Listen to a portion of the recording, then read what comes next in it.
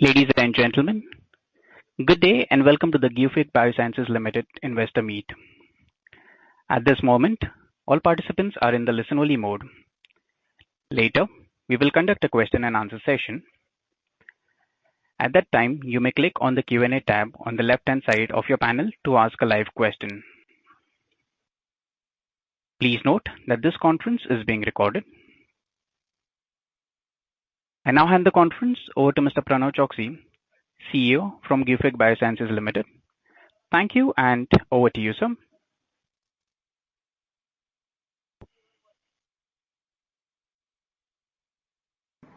Yeah, thanks, Steve. So, good afternoon. I think hello, I would say investors and friends who have been interested in Gufic all this long.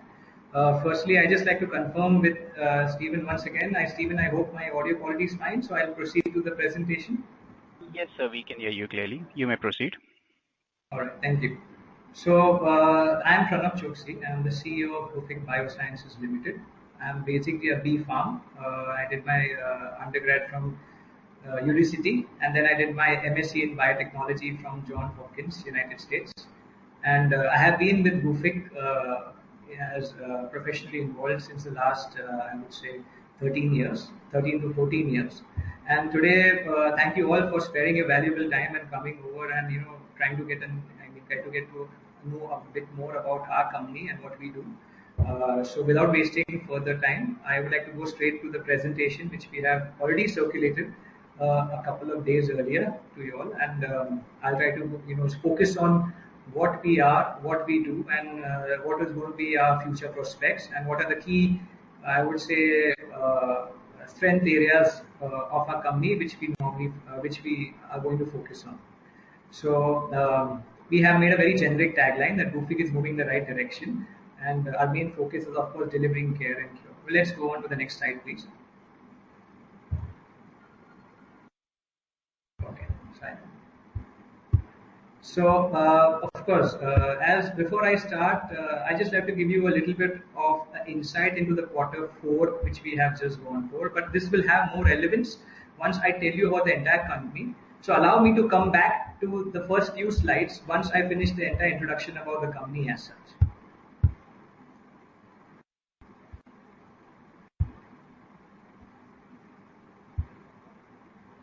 So just to give you a brief that we have been, of course, awarded as one of the fastest growing research-based domestic companies in India, especially because of our presence in the critical care space.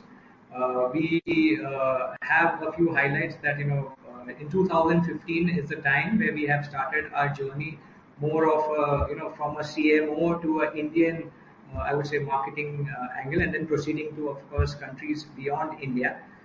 This slide just shows the relevance that apart from being a strong domestic player, which we have made our strength in the last 4 to 5 years, our major focus has been lyophilization, which is that is where our core competency is lyophilized products. Nowadays, some people might feel that it's more or less a commodity, but just to give you a perspective, we have been doing these lyophilized injectables since the last, I would say, around 40 years, actually more than 40 years. And that is where the strength of economic of scale, the product pipeline, and also, I would say, the geographical advantage, that is what is available to us. Just to give you a point, we have, Mr. Choksi? Yes. Sir, we are unable to see your video. If you can just turn on your webcam, please. Okay, I apologize. I'm sorry that I'm new to all this, so please excuse me for that. Is it visible now? No, sir, not yet. I think I can see myself. Is it visible now? You may proceed, sir. Okay. So, as I say, the most important thing would be just to show our ranking, which is a part of the IMS IQVIA ranking, where we have gone from 165 in 2015 to 86 in the current year. That is what we like to highlight here. Again, to focus on what we do right now, we have actually 4 main, I would say, SBUs or strategic business units. The first one being domestic business, which I just spoke about. And that is shown because of the strength in critical care. But we are very frankly much more than critical care, and I'll explain that as we come in the forthcoming slides. We have very clearly 8 well-defined divisions, all the way from critical care to a newest division known as Aesthederm, which is related to facial aesthetics and also overall skin care. Overall, we have a field force of more than now 1100 people. Actually, I mentioned 1000, but now just since yesterday, I just got a number. We are 1100 field force, and we have product portfolio in various therapy areas, which again I'll explain as we go in the future slides. Uh, I would say historically, in the thing where I entered Gufic, we have been a strong contract manufacturing player, and that has been our strength, which has helped us to take the products not only for India but also for countries beyond India. And that is where I will again talk about the contract manufacturing base in the future slides. API business of Gufic is something which we are, we always were historically and legacy wise, but in the last 2 to 3 years, keep seeing the, I would say, geopolitical issues and seeing the dependency which we have on certain imports, a strategic decision has been made by us to focus on certain APIs where we are backward integrated. So all the way from entering a European market to the API being made, or we want the entire, I would say, the channel or the chain to be inherently independent, and that is where the API business plays a big role. International business is something which we have entered since the last, I would say, 4 years to 5 years. When I mean international business, we were always there in the legacy part of, the Southeast Asian markets and South America to some extent, but an organized approach to the international business was taken in the last, I would say, the effort started, of course, 6, 7 years ago, and the revenue started coming in the last 4 to 5 years. Apart from India, Germany is of course the main country of, I would say, I mean the main next second big country for us in terms of revenue. But now with other further markets opening up, as I will elaborate in the future slides, we are here to increase our global footprint.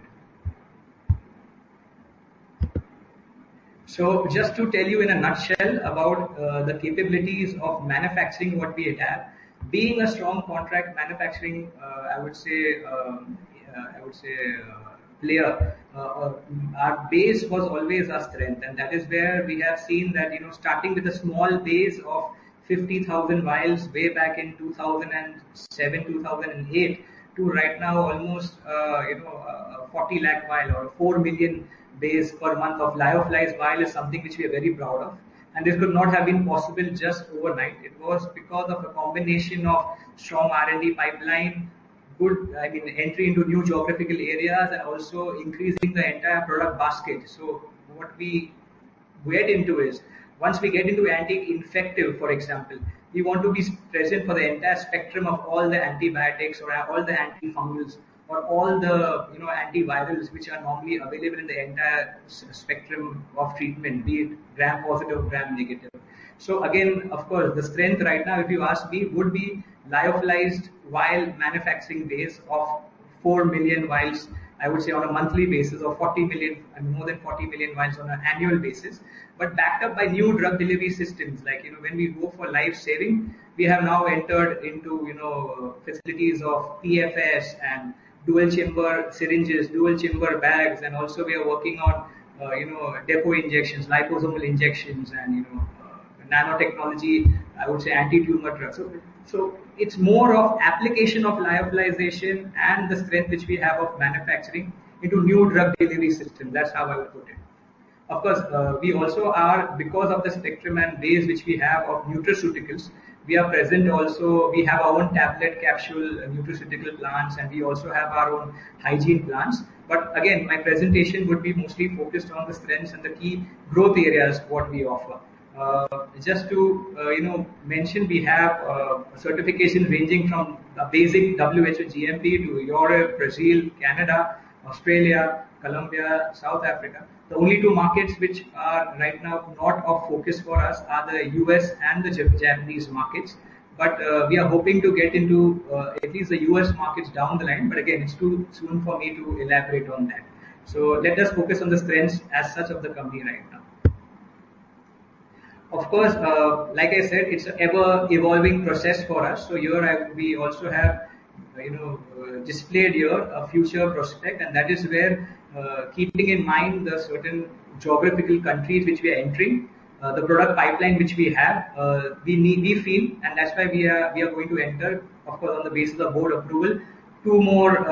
We're going to set up two more dedicated, I would say, large capacity factories, again dedicated to anti-infectives, and they will be regulatory on par with our existing, I would say, factories, and also maybe help us enter maybe the US market down the line in the next 3 to 4 years. So this is where we also have mentioned here what is the future prospect in terms of the infrastructures which we are planning to invest into. Sorry, this is a repetition, but just to show the regulatory capability, and I would say, the entire gamut of Gufic strength. We have been audited by Europe 2 times. Of course, in this time of COVID, also we have been, giving up products, and we got fast track approval in certain specific countries also.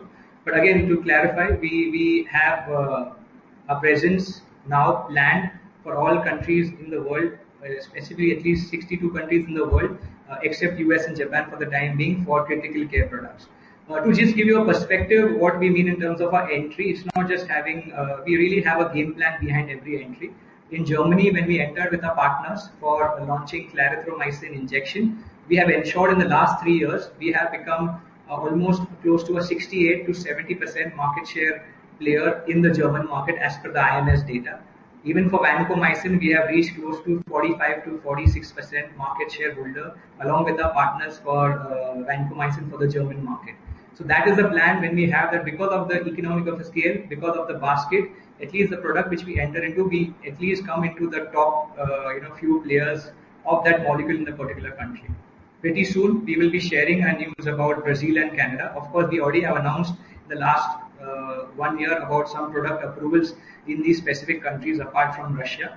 And specific, I would say, product approvals will be shared with everyone as in the due time. Again, another thing which is very close to my heart is, botulinum toxin is something which we want you to share with all of you all. In India, we are, as what I have been told and what I have read, we are the first Indian company to actually make botulinum toxin from scratch, of course, with an American collaboration with Dr. Balram Singh, who is also a fellow director at Gufic Biosciences. And this is something very proud of, because to handle a toxin is quite a complex matter. And especially when you talk about a toxin where 1 teaspoon can kill the world, it's something which I'm very proud of my team, that we have been able to not only stabilize that, standardize that, and at the same time also come up with an approach of, I would say, not only the conventional dosage form, but also come up with a, form of, I would say, topical, and also down the line we are also working on different forms of, I would say, botulinum toxin, which give an option, or which we give an advantage to our, doctors, not only in India but abroad, which for treating certain neurological condition, or treating certain sports condition, or certain facial aesthetic conditions, which can be little bit more, I would say, challenging with conventional therapy. So the botulinum toxin as a whole is our focus going forward because of the American collaboration, and we feel that with the drug pipeline which we have, we really have a strong, I would say, a way forward. Just to give you some numbers, botulinum toxin type A, which is the only injection which is approved around the world, is contributing to 6.5 billion, and it's totally a 6.5 billion US dollar market. In India, currently it is not much more. Stephen, am I audible? Because I feel I'm just getting some messages. Am I audible? Yes, sir, you are audible. You may proceed. Oh, okay, fine. So, as I was saying, botulinum toxin market as such is something which we are very keen around. In India, I feel the penetration of this market is still in a very neonatal or an infant stage. Most of the companies who are present in India are mostly either importing the product or are, marketing the product for some, I think, big MNCs. Allergan continues to become the big player with their, it's the biggest player, and I have a lot of respect for them with their Botox, which they have created and done a wonderful job. We feel as an Indian company with a basic manufacturing and a good pipeline, which is very theoretically, I would say, which is therapeutically placed well, we can become a strong player down the line. This will be one of our aces up our sleeves in the times to come. So that's why I spend a little bit more time on the botulinum toxin. However, I'll move on to the next slide. This is just a slide which shows you our geographical presence around the world. Right now, like I said, we have also details about product-wise country representation. If anyone has any questions, I can maybe take it up down the line. Currently, like I said, we believe that the Indian market itself has a lot of potential. And that is shown in our growth in the last, I would say, 6 years from 2015. When we came into the Indian market in a full-fledged marketing approach, we were ranked 165, and now we have come to a rank of 86. Of course, a majority of that growth has been contributed by our critical care and the critical life products. It's not just that we are mostly in the critical care medicines. There have been brands which have been specifically launched which have been catering to certain unmet medical needs, where we have launched certain fungals or certain antibiotics or now immunomodulator for the first time in India with our own patent, which has made a difference in terms of addressing an unmet need, either in terms of a pandemic or maybe in terms of just a normal tough tough fungal infection to treat. So, of course, critical care is our main growth driver, and that is because of backed up with an excellent manufacturing facility and a pipeline. But we feel that down the line, with the new drug delivery systems coming in, again in critical care, we are here to launch many more products in the pipeline. Again, in anti-infective, in cardiac, in neurology, in even in, I would say, total parental nutrition. So overall, anything which were restricted in the ICU setup, we are trying to go beyond the ICU setup, which helps us to take care of this particular therapy. Infertility is something which also is a legacy business in terms of the CMO, as I'm saying. When we started off in 2008, we were into, I would say, strong contract manufacturing of these infertility products. But there were certain products which we wanted to launch for the first time in India, and that is where we thought our entry in the front end into this marketing would play a difference. So now, of course, we are pan-India, and being one of the largest manufacturers of certain infertility hormones, it gives them an edge when we launch some new drug delivery systems, certain transdermal products or certain oral, I would say, new hormones coming in, which synthetic hormones coming in, which help to again meet some unmet medical need. Gufic's Spark is just a name Spark given to our division, where we are mostly focusing on pediatrics and general physicians. We have our brands like Ridol and Stretchnil pregnancy stretch mark cream, and also we have a lot of new launches specifically in this field of kids immunity. Talking about the COVID wave, which normally experts are expecting down the line that the third COVID wave will be much more oriented to kids. That is where we have certain pipelines and certain products which we are focusing on. Our fourth division, of course, is the nutraceutical division. This is more of a legacy division, which was actually even before we sold our brands. We sold our brands in '98 to Ranbaxy. This Sallaki brand of ours was a part of this, I would say, space, and that is where our Sallaki brand, which is helping in osteoarthritis and rheumatoid arthritis, has been the main player. Apart from India, of course, we sell this brand to Germany and Switzerland also, but it's mostly to do with the clinical data and the actual research which has gone beyond it, which makes it a truly prescribed brand as such. So Sallaki is a part of this Gufic Healthcare. Then we have just launched two divisions specifically in the last year. Even though it was a pandemic year, we had plans in 2019-20 to launch Stellar and Aesthaderm in India. Stellar is a division which has been launched specifically for gynacs and orthopedicians. There we again have certain nutraceuticals and certain, I would say, new drug delivery system products which are coming in, which are specially catered to orthopedicians. Again, all the range from arthritis to tendonitis to all the way to their basic pain management. We have that basket going on. And in terms of gynac, being strong in, I would say, infertility, we thought it much makes sense for us to enter into the gynac space, where we offer, solutions for pregnancy, which is, all the way we don't help people just produce kids, but in the process of producing kids, we help them to ensure that the entire pregnancy beyond fertility is much more optimum and much more taken care of. So that's why this Stellar division was envisioned, and we have launched for the first time a triple combination of a new type of folic acid known as quadrifolic, which makes our basket a little bit more exciting. Aesthederm, of course, is like I already spoke to you. Aesthederm is a division which is catering to facial aesthetics and also to skincare. Our brand name of our botulinum toxin is Stanox, and that is where we have launched Stanox as part of the Aesthederm division, and that's going to be, I would say, our flagship product as such. And I have a lot of, like I said, on a personal way, I have a lot of ambition and I have a lot of, I would say, expectations from Stanox, and that is why I feel Gufic Aesthederm as a division, along with our products with tie-up from the French company Lucas Meyer, we have come up with serums and face washes and creams and all that. That will play a big role in the times to come. Of course, COVID has not been very kind in terms of the division of infertility and Aesthederm. However, these are the divisions which should take us forward. I believe, Stephen, there's a little bit of a background noise. Should I continue or wait? You can continue, sir. Okay. So even though the COVID scenario has been a little bit unfair to infertility and Aesthederm, I feel these two divisions are the way forward in the Indian domestic growth. And I have, like I said, I have a lot of expectations because we are completely backward integrated. We have an excellent product pipeline and a product basket coming on, and we have solid plans for them. So this is in not the 8 divisions, like I say. Why I mentioned 8, you can see 6 main divisions, but we have 2 offshoots coming in because we have so many products in critical care and infertility that we have actually made it more, I would say, precise by making 2 subdivisions in those things to make it more precise to customers. So all our products can get an equal focus and an equal, standing in front of the medical doctors.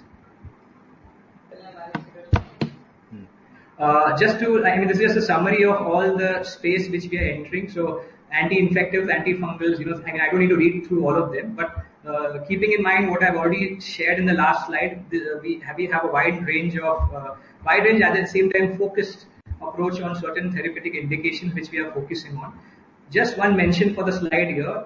Down the line, we have being into biotechnology all these years now, as of course as a academician, being an academics. But now in terms of commercial thing, there is certain immuno-oncology products which we are trying to work on, which is very interesting and exciting. So the immuno-oncology space and the biological space will be the way forward for Gufic, which will again complement our critical care and our, I would say, onco space going forward, because conventional chemotherapy is great and it has a lot of advantages, but we have also a lot of new immuno-oncology therapies being developed, and which I feel somewhere should be the future, and that will help a person recover in a much more better way, physically, mentally, without having much side effects. Of course, this is what I am discussing is almost a 4 to 5, 6 year visibility for us, because it includes the complete phase 1, phase 2, phase 3. This is just a glimpse of what we want to get into as a company down the line, keeping in mind our core competency and our knowledge self. Again, all this what we have done, we always believe that Gufic has strength, but of course it's incomplete without having certain strong partnerships or in-licensing arrangements, and that is why we want to mention all our partners all these years who have been strongly responsible for our growth, all the way from Prime Bio, who has helped us for the botulinum toxin project, and of course the new drug delivery systems which will come for botulinum toxin. Then with Synagen, who's helping us with biologicals and certain high-end, I would say, recombinant products. Lucas Meyer, of course, is our partner for our cosmetics and the Aesthederm division. So we have a lot of. So right now we're into skincare and we're into facial aesthetics, and now we're getting into hair care down the line. So a lot of ingredients have been sourced with collaboration from the French company, and we have a strong pipeline to get us through there also. And Brigene, one of the best companies I think I have worked with in the last 10 years, who have helped us year over year deliver I would say outstanding and new products, and maybe made us for the first time in India, or maybe just the first generic in India with a strong I would say patent backing. So these are just some mentions which I wanted to talk about, and that is where our in-licensing and partnership always makes sense for a company of our size, because we can always complement our core competency to certain applications and make it more commercially viable. This is just a summary. We have been, like I said, we are now almost 1100 field force. We have a strong warehousing capabilities. We have a solid structure all around India, which makes us more or less, I would say, a national player in India. And of course, we are a national niche player, which someone tells us, but we hope that we can become a national, I would say, multi-specialty player, which is our target in the next 2-3 years. Apart from just being, I would say, in terms of being infrastructure, we are backed up by, of course, solid IT systems and, of course, something which is very basic for big companies. I think it's a big step for us, of course, getting SAP implemented in this year. We hope that before the end of the year, we are fully set up with SAP, and that will be just one of the, I would say, things to take us to the next orbit.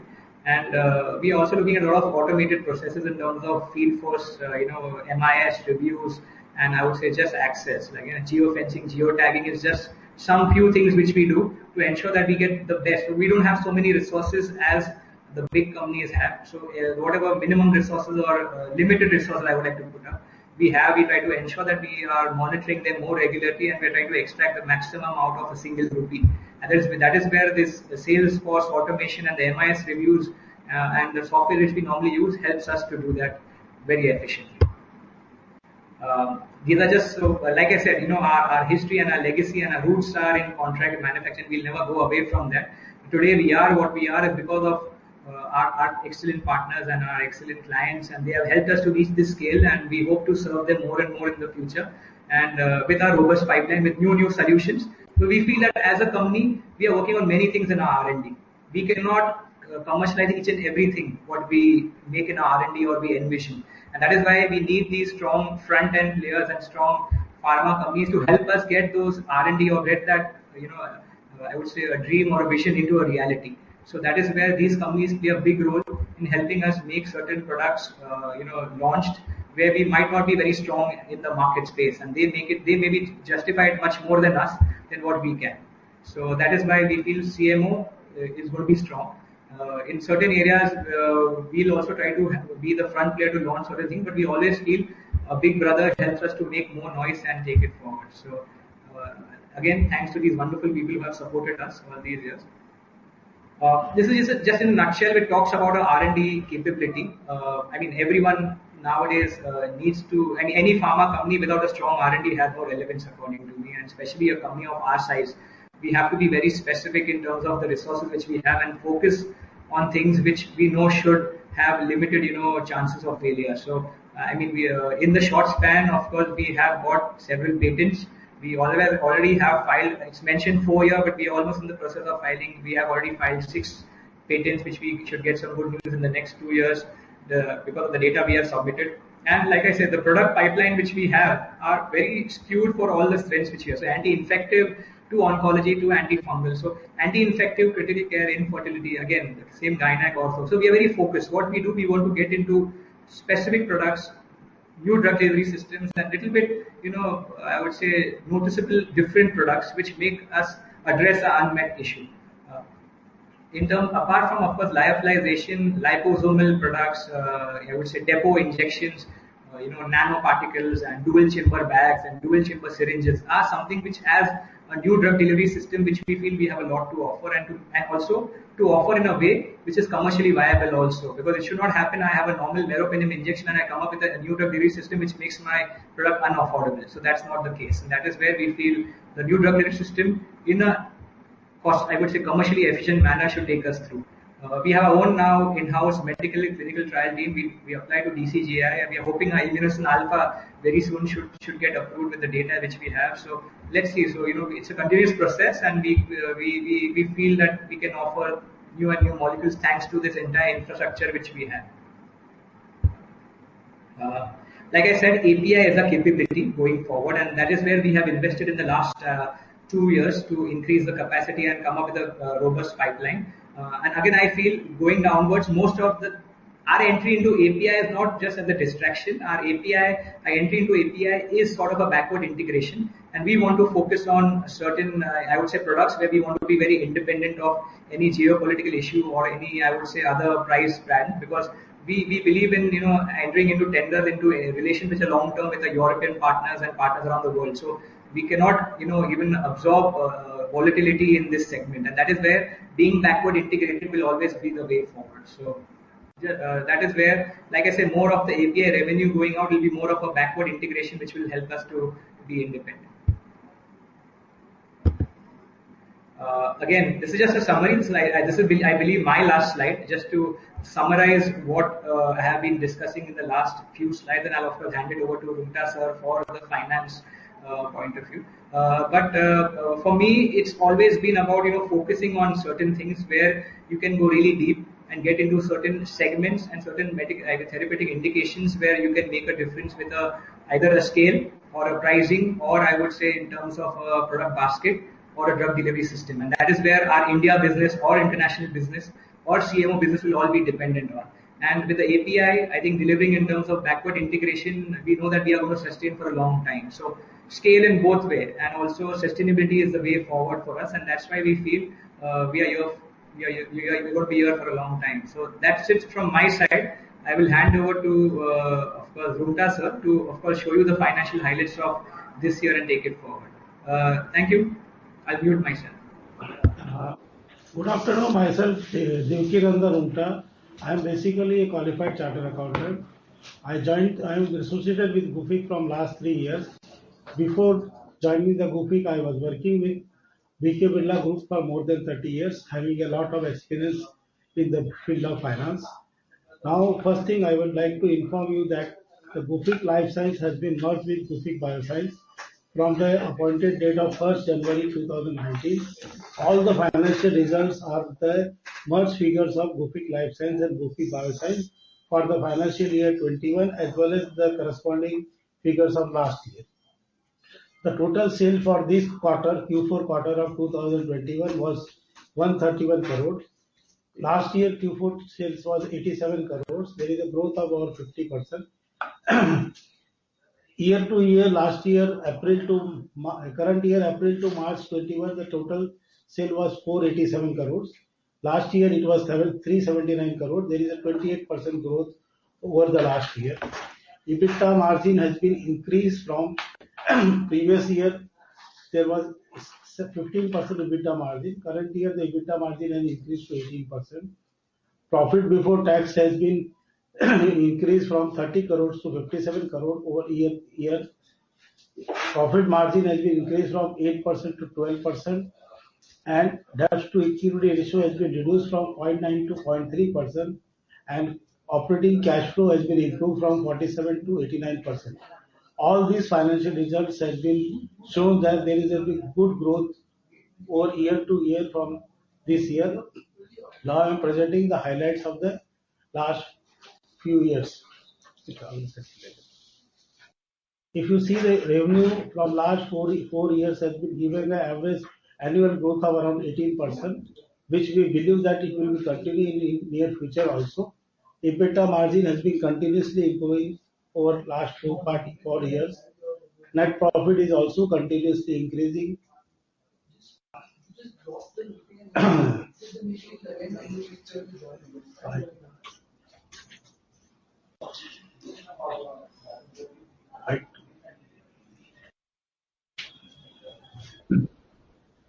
आगे का slide. ROE has also been increased, and ROC is more than 35%. Thanks.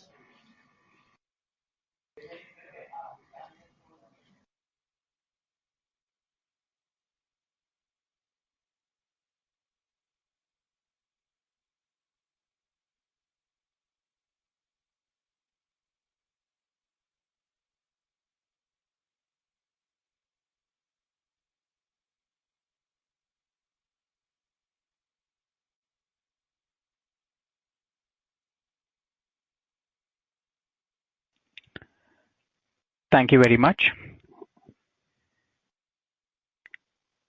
We will now begin the question and answer session.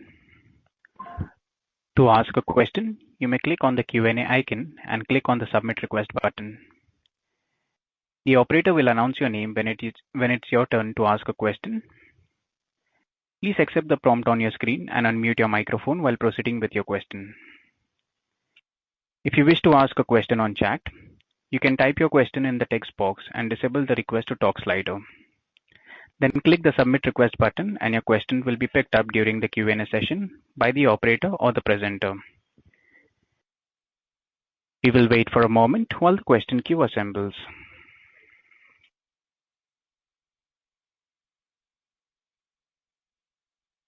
The first is a text question from the line of Guru Datta Kamath from Kamath Investments.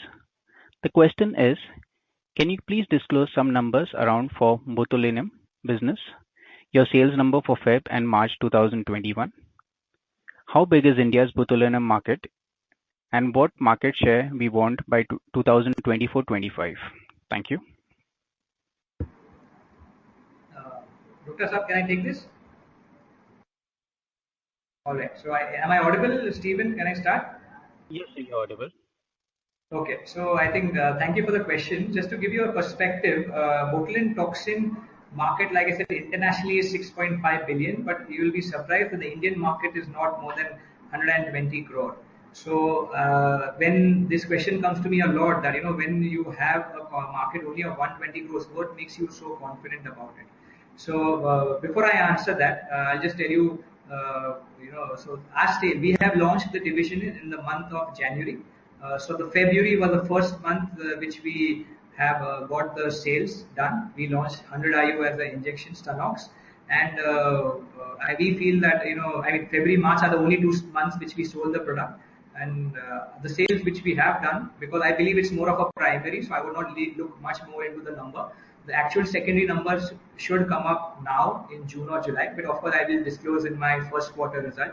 But I would say that the first 2 months in terms of the primary, we have done approximately 2 crores in the 2 months. But again, like I said, it's more of a primary figure, and I foresee that this number should have more relevance when we have the secondary thing.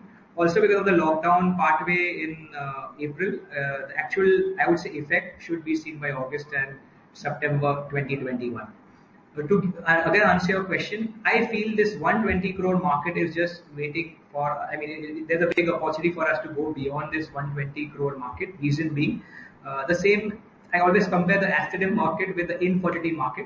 Infertility market in 1990s was in the hand of a few doctors. There were a few people whom, if someone wanted to go for sort of I would say IVF, then there were only few players who were controlling that, and the price was very high in terms of the acquisition or maybe in terms of the treatment. We feel in India, our responsibility would be, and that is where we will take at least 2 to 3 years. In the next 2 to 3 years, we have to create this awareness and try to get more users. That you will, the thing which actually pushed me to getting into the market, there are a lot of people who say, I want to get a botulinum toxin treatment done, but I don't know where to go. Oh, is it safe? Are the doctors equipped enough? Do they have the right infrastructure? And that is where we feel India is on that graph where you can have that big, I would say, penetration going on, and where I feel Gufic will play a big role.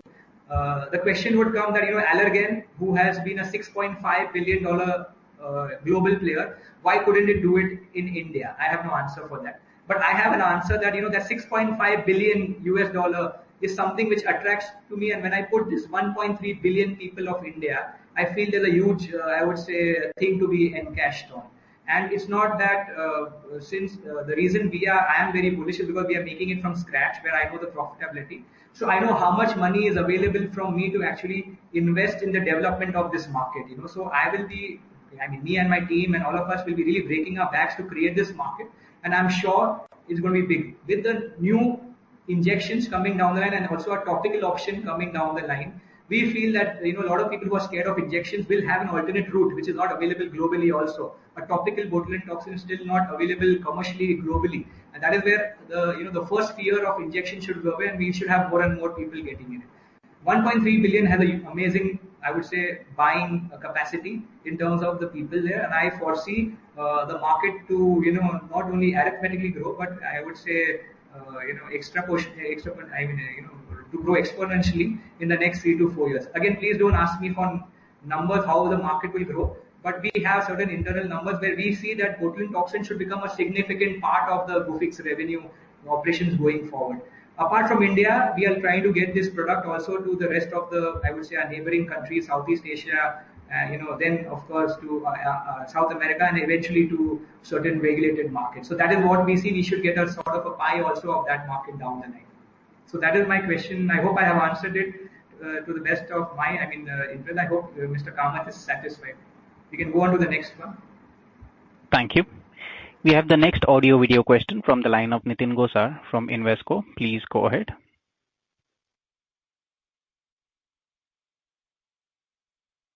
Mr. Nitin Gosar, your line is in talk mode. Kindly accept the prompt and go ahead with your question, please.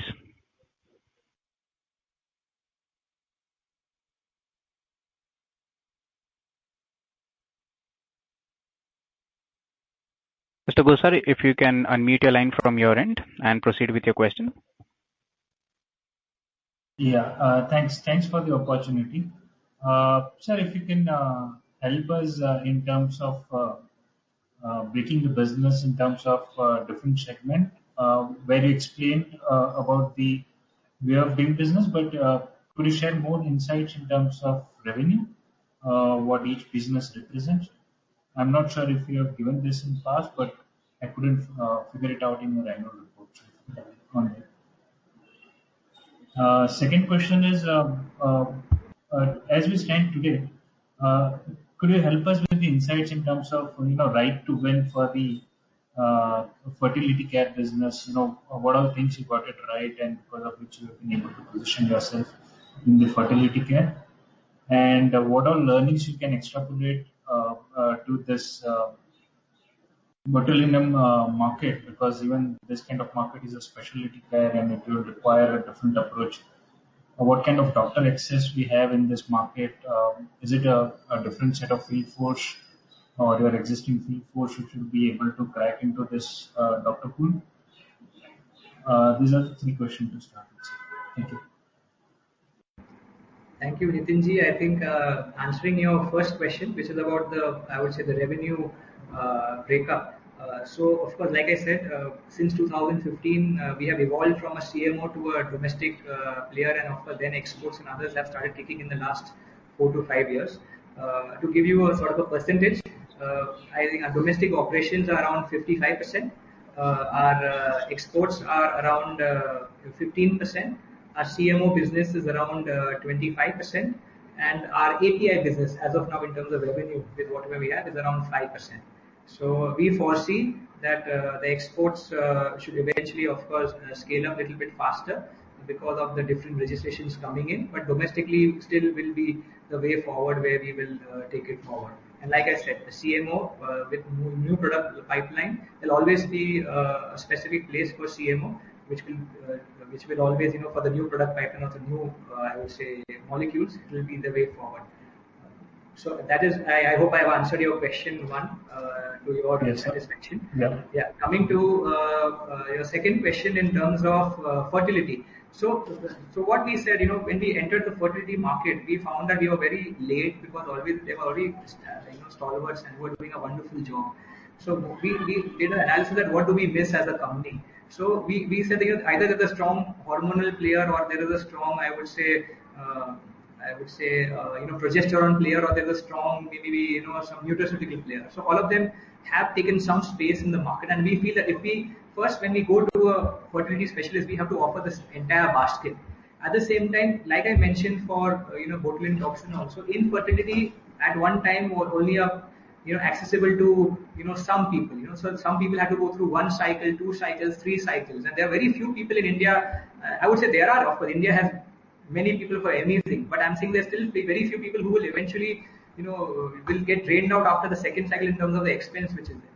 So we have been trying to get in touch with these, big centers and big, I would say, infertility people to come up with, I would say, therapies which are more commercially viable, where and also maybe, make them more accessible. So certain molecules which a doctor would try maybe in the second or third cycle, we try to get them that make it more affordable in the first cycle, so the chances of pregnancy go up much more. And having the entire basket, for me, going to a center, going to a doctor, they always feel that it's better to back up let's say something to trigger over and back it up to maintain the I would say trigger also. We can use products from the same Gufic basket, which makes it more viable and convenient for them. So I would say, in a nutshell, a product basket, a cost-efficient way to increase the chances of the fertility, and also to come up with a solution. Now, of course, there was a challenge which I faced when we entered in 2016 in infertility.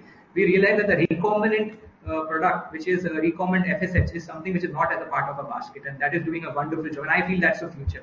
But right now, most of the hormones which are coming from female urines from a particular province in China, and that is where we felt our difference, that we have to start working on a sort of a basket where we are focusing on the recombinant approach, which makes us more independent again from China or from other factors, when we can produce the quality and the yield and everything much more efficiently. And that is the way forward for Gufic now. So this is a challenge in which I felt I failed to read it, and now we are rectifying that going forward. I'm saying so because if we want to sustain in this, we need to be part of this recombinant wave going forward for pricing and for sustainability and for supply also. So that is what we have learned and we have evolved down the line. Coming to your third question about botulinum toxin. So like I said, we have gone for a very specialized approach. Approach of a critical care or infertility or a mass marketing cannot apply to a Aesthaderm market. The Aesthaderm market requires these special, highly trained people. We have right now only 33 people all India, but they are very highly trained. We train them for almost 1.5 months. Of course, a session of 20 days and then again a refresher session once again. Because when you go and talk to a doctor about a toxin which can actually potentially kill them, you have to talk to them about science. You have to talk to them about the dose. We had to do a trial on 100 people to convince them that this is a marketed available leader. This is our product where we are showing you it's safe, it's effective, it's giving you the same results. At the same time, we are ready to offer you a basket in terms of more product basket. We are also able to give you more options. We're able to give you maybe a topical option down the line, and we are here to stay for a long time. So that is where, again, I'm saying it's been only 3 months now, or 3 to 4 months now. It's a long way to go. But when, again, a basket approach, a strong independent Indian manufacturing approach, and also a quality approach in terms of that should be the way forward, with a very specialized team and headed by a specialized person who has in the past sold a similar toxin, and he knows who is the catchment area and which doctors to focus on, and who are going to be the leaders, and who are going to be the followers whom we have to create. And we have to make dermatologists to become, a gynaec always want to be an infertility specialist, because they get their flexible timing and they know that it's much more better for them to in the next career. That way our main focus is to make dermatologists into cosmetologists and facial aesthetics experts, which will make that exponential growth in the market. So that's from my side. I hope I've answered your 3 questions in my... No, very well, sir. Very well covered. Yeah. Thanks. If you can add 2 more questions. One is wanted to understand if we were to draw a profit cycle, a wave where it starts from the bottom, then it matures, and then there is a tipping cycle of profitability. And if I were to overmap the 4 divisions that we have, could you touch upon which division falls into which part of the cycle, like domestic, CMO, international, API? Yeah. So again, maybe I'll just tell you gross margins, that will help us to understand. So we can involve that, we were earlier a sort of a API cum CMO partner who moved into a domestic space, and now we're going to complement that with a export space. So that is how we have seen the evolution of margins going on, which can be seen by the person. Again, Gupta Saab will be in a better position to explain the margin increase. But to give you a perspective, a CMO business is a 30% gross margin business. Gross margin, again, I'm saying. API is almost like a 35-40% market because of the product line which we are in. Of course, with the new APIs coming in, which are a little bit more sophisticated, small volume, high value, the margins might be more. Coming to the domestic space, a domestic space is around 55 to 60% gross margin, and I would say our export would be around a minimum 60% margin share, because there are no other, I would say, overheads involved otherwise in exports, which a domestic market would actually normally dictate. So I'm not discussing the dossier cost and the other costs, R&D costs, which is still good. These are just gross margins I'm talking about. So that you have seen this 30, 35, 40% margin gradually being pushed to a 55, 60%, and then now you have a 60% component of exports coming in. That is what we feel should make the margins evolve down the line. Got it. Perfect. And so last one would be trying to understand FY21. That would be a year when most pharmaceutical companies would have seen some kind of savings on their promotional spend. Would you Yes. like to quantify what kind of savings we would have seen, which would be one time in nature and may not reoccur, and may reoccur going forward? I think very good question, and I would like I say, I'm very frankly, we had a budget in place, which we had at the end of the year. We spent only maybe around 75 or 78% of that budget on admin cost. Very frankly, but that was still overseeded by our incentive cost because two of our divisions did a wonderful job, and that's why whatever there was a huge incentive outflow because of these divisions doing a fabulous. Because at one time in the April to June quarter 2020, we really didn't know how the year would evolve because of the lockdown in place. And then once we bounced back in the last 3 quarters, we directly had a saving in because there was no traveling, no meetings, no MIS reviews, everything was virtual, which helped and all that. But I foresee that is to a reason because of our other divisions also did not go through. But because of the incentives and other things driven, we shot over in two of the other divisions, which got compensated. So I still feel maybe 10% to 15% of our actual marketing cost was not caught up last year, which should now come back to normal. Hopefully this year. Let's see how the pandemic progresses. Got it. Perfect, sir. This was very helpful. Thank you. Thank you. Thank you. We have the next audio video question from the line of Arpit Agarwal from Electrum Capital. Please go ahead.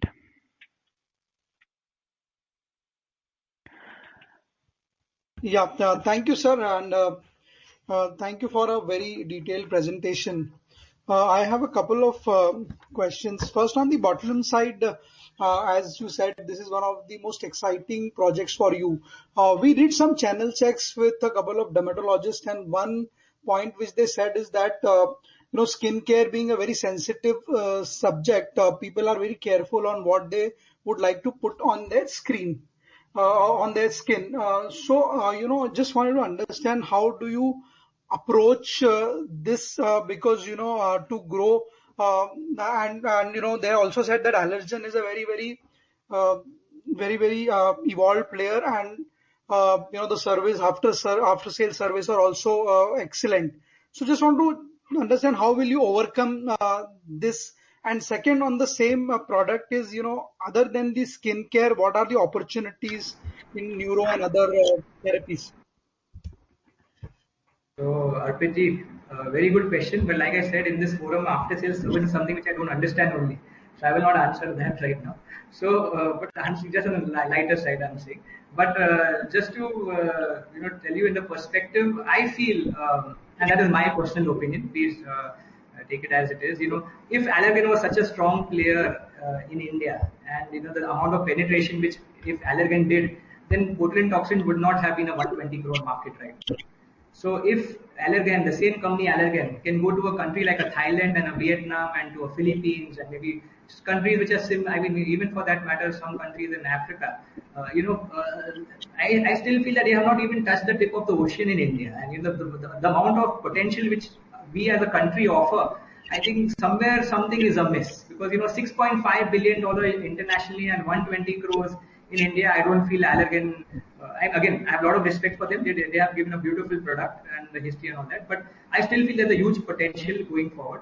Coming to your next point and your observation, which is absolutely right and which I really like, is today why we have entered into the aesthetum division or the facial aesthetic division is because the loyalty of these patients is very high.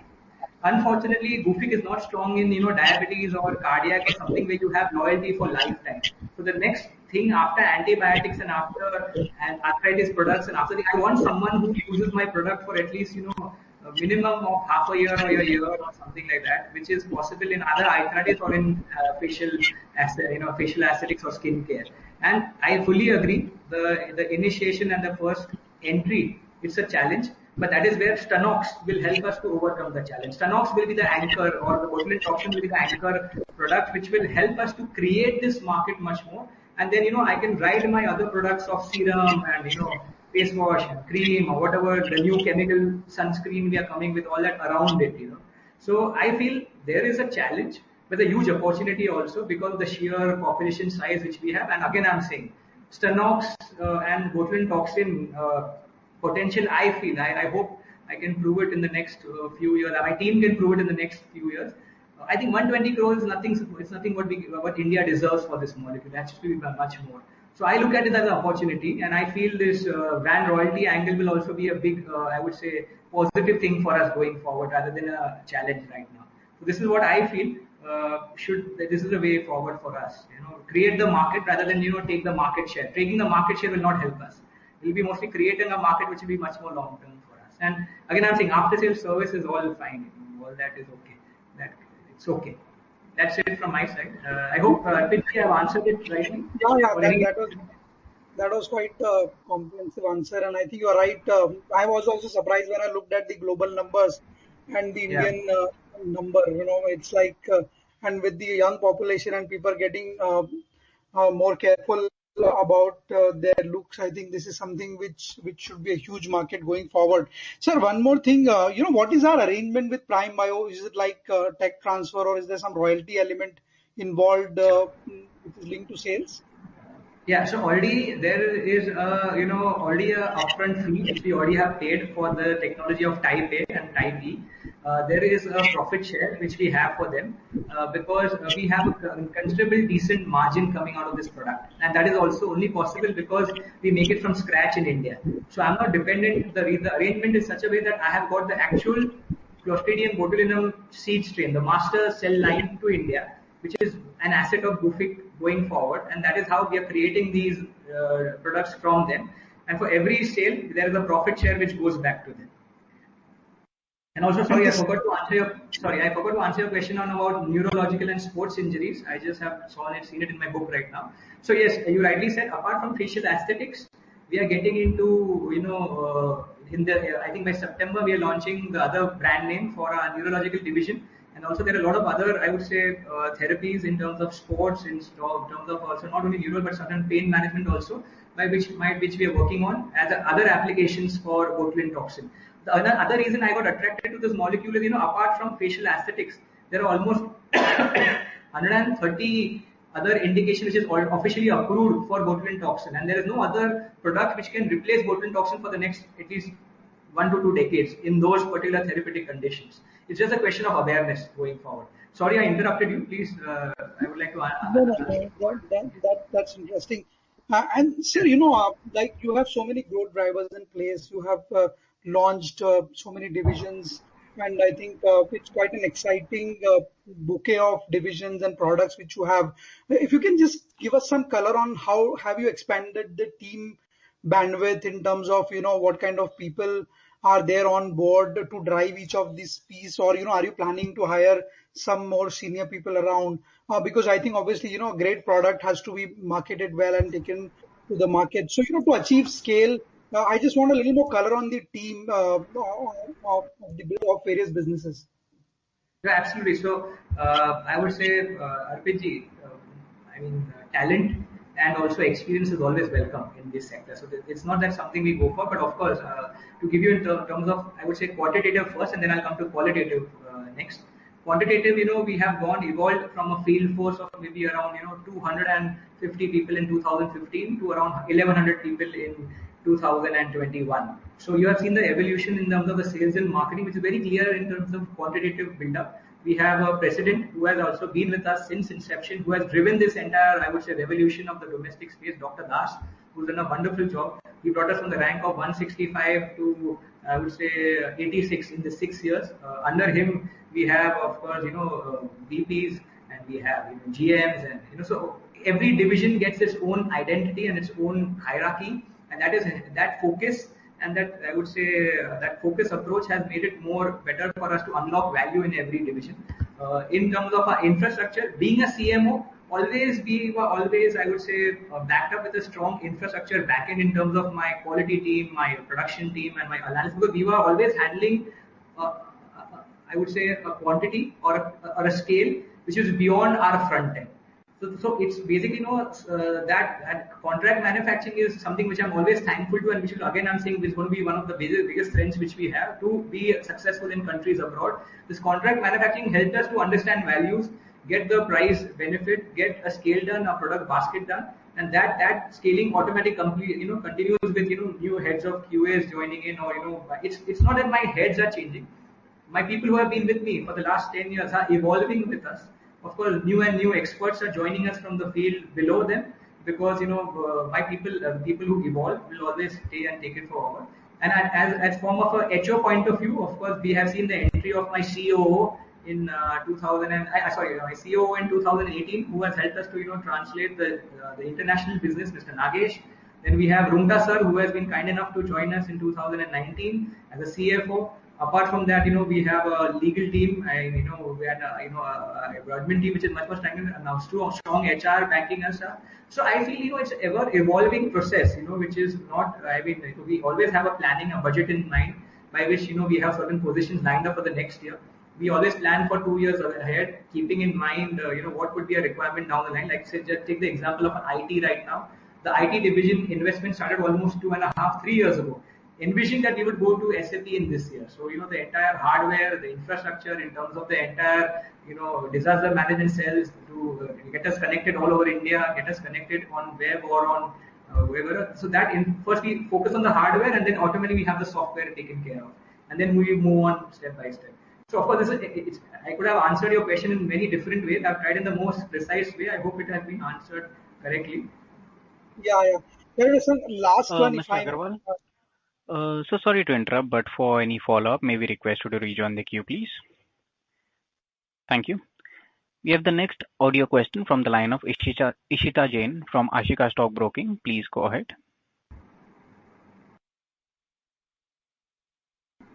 Hi, Ms. yes, Jain, am I audible?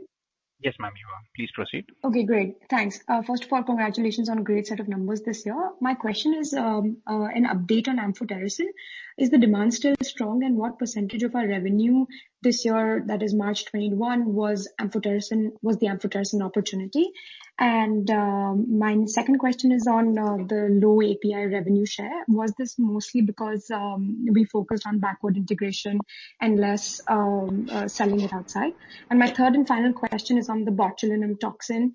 You mentioned we did a 100-patient study. Do we expect any larger study follow-up, since this is an indigenous product? And for other types, type E and O, will there be more clinical data required? Thank you. Thanks. So, hi Ishita, I can call you that, right? Not Mrs. Jain, Miss Jain, right? So yes, Ishita, absolutely. fine. Thanks. Ishita. So Ishita, liposomal amphotericin B already was a product which we made in the last, and we were selling also since the last few years. I think what you have seen in the press right now is just a validation that we have two factories. One is the Gufic Bio and the Gufic Life. The merger actually did not come in later. So we just got an approval in the second unit. I would say last month. Otherwise, it's a product which we already are making since some time, and we were marketing it. But to specifically answer a question regarding black fungus and mucormycosis, so it was a product which was used for Candida or for other sort of, I would say, therapeutic indications. The black mucormycosis revenue has still not been captured last year, because the cases of the black fungus or mucormycosis has started coming in and cropping in around end April or early May. And that traction should be seen in maybe June and July. Again, the demand is strong right now, but like I said, there have been very challenges in terms of, I would say, the excipients. We have API, we have all that. So we are trying a level base to take care of that. We also are coming up with another solution apart from liposomal, and maybe come up with an emulsion form which can be a little bit more faster to the market. It doesn't, because one of the excipient which is used to make these liposomal amphotericin B is actually used by one of the vaccine players globally also. So there's always been this fight, we had to, the companies in India have actually used the Indian embassy to get, access to that excipient. So again, very frankly, how the COVID graph goes up and down, maybe no one knows, no one can predict that. The black mucormycosis, I can't predict how it will go and what sort of numbers which we'll see from that. But currently, if you ask me, yes, right now India is going through a tough time.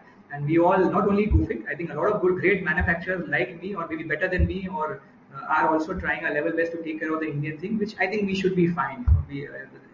All of us together should be able to take care of this problem in the next, in the next 2 to 3 weeks, we'll see a lot of supply coming in, and we feel that, it should be fine and okay.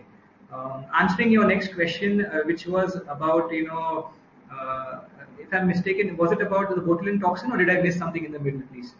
Yes. The second question was about the low API revenue share. Yeah, You okay, mentioned sorry. it was 5%. Yeah. Yeah, so very frankly, strategically, we always have been a formulation player, and you rightly said, most of the API, even though we make it, we use it in our own formulation, and that's how we have not, the revenue share of the API always has been a very small component for that. However, going forward, as I mentioned in my management reports in the last 2 years or 1.5 year, there are certain molecules which we also have started working on, which maybe not used by us in that quantity, but might be important for us to serve India or maybe some other clients in Europe or other places, because they are right now dependent on China and they want some other player to de-risk themselves. So maybe in the next 2 years, you will see us, you might see a boom. I mean, you might see a little bit increase in the, I would say, revenue of API. But since the formulation focus always will be there, I don't foresee the API business to, get to around more than 10% of the total revenue going forward, because formulation has that more scalability in terms of our approach than the API business. However, as the things evolve, I think we can maybe share more and more news to you as per how the R&D pipeline works. Coming to your last question about botulinum toxin, yes, definitely. The 100 patient, very frankly, if you ask me why the 100 patient trial was done, because my people who actually sell the product should be convinced that when I'm going as a Gufic product of Stanox, and I know these 4-5 big doctors who have used Stanox, they certify it that this is a safe, efficacious, and I would say at par product, if not better than Botox. But going forward, what I feel that we have been advocating. You won't believe the amount of free sampling which we do, even though it's an expensive material. But since we can make it in house, we have that advantage of pricing. But we want big and big. We already have I would say, a format where we ask certain high-end products. I mean, high-end doctors of Bombay, Delhi, but in Baroda, even. I'm just naming cities, but you can know the top. I would say 15, 16 cities where our 33 people are present to actually use us first. Moment they use us, we say we are ready to give you this product free, only in the condition that you endorse and you give us a proper format of use and a sort of a trial report, whereas you have used it on XYZ patients and you have found the product to be suitable for that. So going forward, the trial will be our way forward to ensure that we get more, I would say, confidence generated and belief generated in the end user, and along with that, our own field force also who can make more noise about it. So yes, trials will be an ongoing process till next 3 to 5 years, because that will help us to become really serious. And even we are using a lot of samples to actually train people. A lot of dermatologists are coming, and we have now training centers which we are going to set up in 2-3 parts of India, at least 2 parts of India, where let's see how the pandemic goes. But people come online. We have trainers, specialized trained under top-notch doctors who will train these dermatologists to become actually users of botulinum toxin. And that is how we see this expansion and this progress should go on. And with the type E and the topical coming in, it's going to be a DCGI approved process. So of course, we'll be going through the entire process of phase 1, phase 2. I mean, starting from preclinical phase 1, phase 2, and to phase 3. But there'll be a robust clinical pathway for the products coming out. So yes, we will have a lot of clinical evidence and clinical data available to share with all of you. I hope I've answered your questions. Yes, got it. Just one follow. Just to clarify, you mentioned that the DGCI mandated trials they are going to start soon, or are you in process of doing them? So in terms of the type E and the topical, we already have started one, and we are in the process of submitting the next one, and that's all I can say. Understood. Thank you so much. Appreciate it. Thank you. Thank you. We have the next audio video question from the line of Rohan from Manija. Please go ahead.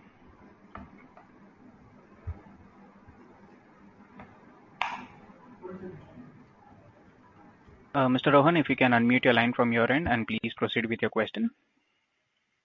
Yeah, am I audible? Yes, sir, you are. Yeah. Hi, Pranav. Thanks for your detailed presentation and congratulations on a good set of numbers. My question pertains to any possible capex that would be required to support these new forays into the new markets that we are making, and also would you require to fund that possible capex through more debt, or would internal accruals be used? So if you could just give some color on that, that would be great. Sure. So thank you, Rohan. Of course, I'll try to answer the debt and the internal accruals in my most efficient manner. Otherwise, Rohita Saab can back me up because he knows the cash flow is much more better than me. But still, what we have discussed and what we have planned, at least I'll share with you.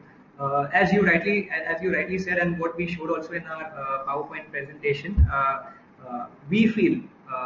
I mean, remdesivir was just an eye opener for us because we saw a lot of capacities being utilized for that. But the way we have seen the critical care industry evolve, not only in India but in countries abroad, and the consumption which we have, and healthcare overall becoming more accessible and more, I would say, available for people around the world, we feel that one more, I would say, unit of lyophilized injectables is something which we want to get into, where we have certain plans in mind, keeping in mind certain geographies which should pay out in the next 3 to 5 years. So yes, we will be going for a capex for again our generic pipeline along with the anti-infective pipeline, which should only help us to increase the infrastructure available for our existing product basket and a product pipeline coming forward. So we are looking at definitely a capex of a substantial quantity in the next 2 years. I feel currently the cash flow which has been coming in the last 2 years should be okay with us to take care of it. If required, there is a possibility of going for certain of the debt, which is in today's time, I think it's quite good in terms of the percentage what we see. Also, Government of India has actually come up with a new segment where we are seeing a little bit more aggressive pricing coming in terms of the cost of funds. So we already are in touch with banks, but internally we want to keep at least a 30 to 40 crore cash reserve with us at any time. So anything which we want to go beyond that, we might take some term loan to take care of these capex going forward. Otherwise, I think keeping the current cash flow in mind, we should be hopefully okay between internal accruals plus debt to some extent, to debt, I would say, to take care of that same. Thank you. We have the next text question from the line of Vishal Manchanda from NBI. The question is, what is the cost of botulinum toxin per patient? Thank you. I hope you're asking me the cost which is which the patient has to pay, right? Not the cost what I am making it. So if to answer that question of how much is to the patient, the MRP is around 15,000 for 100 IU, and the entire therapy along with the doctor. Of course, there are different doctors charge a different thing, but for me we sell a vial of 100 IU for around 15,000 to 16,000, which takes care of around 3 to 4 patients over. So normally either use it on 20 IU out of the 100 IU is enough for a patient which needs to take care of maybe 2-3 procedures on his or her face. Thank you. We have the next audio question from the line of Romil Jain from Electrum Portfolio Managers. Please go ahead.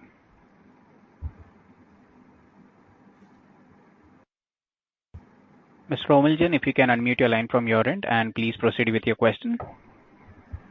Yeah, Pranav sir, hi. Can you hear me? Yeah, Romil, how are you? Yes, sir. Yeah, I am fine and hope the Gufic family is doing well in this scenario. Thanks for the opportunity and thanks a lot for hosting this meet. And I really hope that we can continue this going ahead. My question is on the group company that has been merged. So what kind of capacity do they have on the vial side, on the lyophilized capacity, and what can be the revenue at peak? Sure. So I'll just tell you about the capacity. The Gufic Biosciences, the parent company, had a 1.6 million vial capacity per month in terms of 10. We always we standardize the answer in form of a 10 ml vial, which is a normal average vial. And the new facility, which is Gufic Life Sciences, which has been merged into the parent company, had a capacity of 2.4 million. So totally we now have a 4 million or a 40 lakh vial capacity per month. And I believe your next question was sorry, can you please repeat the next question? Yeah, no, so I think the capex guidance has been answered. I think you said there will be substantial capex over the next 2-3 years to support the growth. The other question from my end is, on the various molecules that you are kind of developing. So I just want to understand what would be the timelines and the opportunities size for the same. In terms of revenue. So where I'm coming from is basically I just need a vision from your side, maybe in the next 3 to 4 years, where can we hit growth, in terms of growth or, any specific revenue sense that you can get from the various projects that you are undertaking. Thanks. So again, I will answer you in a more macro level, but just to say, because every product has a different market size. Some, like I say, botulinum toxin, I cannot give you a number because I can't extrapolate on 6.5 billion. I neither can extrapolate on a 120 crore. But at the same time, yes, we normally take certain products which have that scalability in terms of the ease of use. So they have to be a primary infection service holder, or at least we don't go beyond a support therapy. It cannot be scalable. But to give you in a nutshell, all these product pipelines which we have in terms of anti-infectives, infertility, aesthetics, and of course gynac ortho, we are looking at anything between a 15 to 20%, I would say, year-over-year growth as a combined now consolidated merged entity. So that is where we feel that the pipeline what we have plus the organic growth which will come from the existing pipeline should be able to get us to a 15-20% growth. Of course, 21-22 will be a little bit different year because of the COVID pandemic in terms of, because there are certain products which might just see a sudden rise, in terms of revenue. But I'm saying overall, very naturally and in a very normal scenario without a pandemic, a 15-20% is something which we see should be something which we should target. Thank you. We take the next audio question from the line of Dhruv Shah from Ambika FinCap Consultant. Please go ahead. Hi Pranav, hope you are doing well. Congratulations on a good Q4. I just have one question on your depot. Depot is actually a very tough injectable, right? And only innovators are there in the market. No generic has been able to succeed. So in that field, what are you planning? And is it just a CMO or are you planning to develop yourself as well? So hi Dhruv. So yes, so the depot injections I'm referring to is of course those I would say peptide injectables which are normally of two technologies, either a microsphere of a PLA, PLG, PLA. But again, I would say the Indian manufacturers, of course, there are now along with the 2-3 others also who have been able to backward integrate a good, stable, I would say scalable form of the same. Yes, it is complex, which makes our interest in the molecule much more. And we foresee that with combining the not just depot, which has been there for some time, but when you combine this depot with a new drug delivery system, that is the thing which we are harping on and aiming for. So depot is something which we are selling for the last 4-5 years. But for me, the exciting thing would be the new drug delivery system, which we will try to come up with in the next couple of years, which should make it a little bit more on the edge or a little bit different what we want to get into. Thank you. Ladies and gentlemen, due to time constraint, that was the last question. I now hand the conference over to Ms. Amisha for closing comments. Over to you, ma'am. Ms. Amisha, if you can unmute your line from you. So, am I audible now? Yes, ma'am, you are. Okay. So good evening, everyone. My name is Amisha, the Company Secretary of Gufic Biosciences Limited. Thank you everyone for joining this call. In case, due to paucity of time, we could not hear to all the questions. So in case of any questions which have been left unanswered, you can reach out to our team. The details has already been provided on the last page of PPT, which has already been shared to you. Thank you so much on behalf of Gufic team, Gufic family. We conclude today's conference call. Please stay safe and take care. Thank you. Thank you, ma'am. Ladies and gentlemen, on behalf of Gufic Biosciences Limited, that concludes this conference. Thank you for your participation. You may now click on the exit meeting to disconnect.